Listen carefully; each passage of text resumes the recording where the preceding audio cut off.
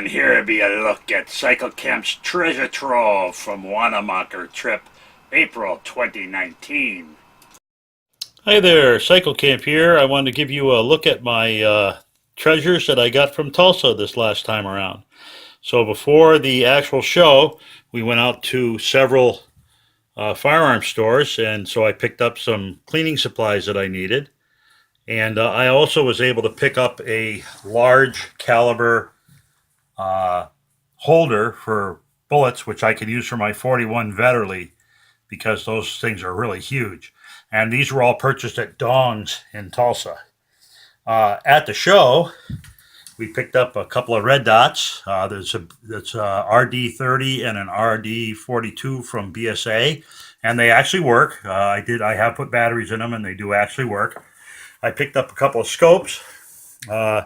The first one on the bottom is a high country that actually has parallax adjustment in it. The second one is a BSA BZ39, which is a 9 by 3 to 9 by 32, and the one on the top is just a little 4-power Tasco. And all three of these, the glass looks good. I got them out of a bargain bin, so I don't know if they're going to hold zero or not. But for what I paid for them, it's worth the effort. So, as far as the real guns are concerned, I found a Browning High Power in fairly good shape. It does have a little bit of wear, as you'd expect, from being holstered and stuff, right on the edges here. But other than that, it's in very nice shape. And I found the books. You'll see these books all over the place. I found a publisher that had a whole rack full of all these different books. And I said, well, rather than digging the manuals up on the internet, I'll just grab these books while I'm at it. So that worked out really well.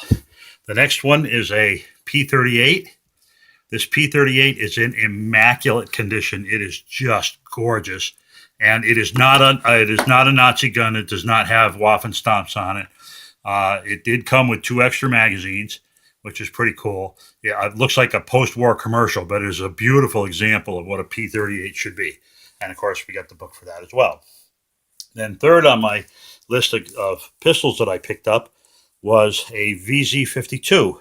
And I wanted the VZ52 because I didn't have a roller delayed pistol in my collection. This also came. It's a Czech. This is a Czech police pistol. Came with the holster, and this is a piece of reflective tape that they commonly put on their holsters. So we'll leave that on there. Obviously the manual, just like before. It also came with the cleaning rod and an extra magazine. This gun, again, is in just beautiful shape. Very nice looking. Finish is in great shape. Looks like it's hardly been fired. Just fantastic. Next to the last is a gun you've already seen. This is my Enfield Mark III Asterisk, which is set up as a Grenadier. It has the coiled copper wire on it to keep it all together when it's running grenades. So you've seen that in another video already. And finally is a Winchester Model 12, an old Winchester Model 12. These guns were used at the beginning of the war to do trench guns with. They usually cut them down to 18 to 20 inches. And of course we get the book for that too. But the beauty of this one is it is in original condition. It's the finish is worn but not spotty. It's nice even wear all the way around, and it's in very good shape. And yes, indeed, this gun does slam fire. If you hold the trigger and run the pump, it will fire every time the pump comes up to the top and the bolt goes home. So this is a very interesting gun.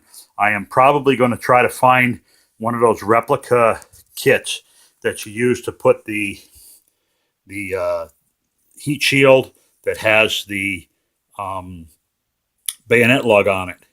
And the heat shield comes with the shield replacement for the sight, the dot for the sight, and the lug for the bayonet. And this would make a nice replica of the actual trench guns that were used. They used Winchesters almost exclusively until they ran out of them, and then they started using the Ithaca 37s.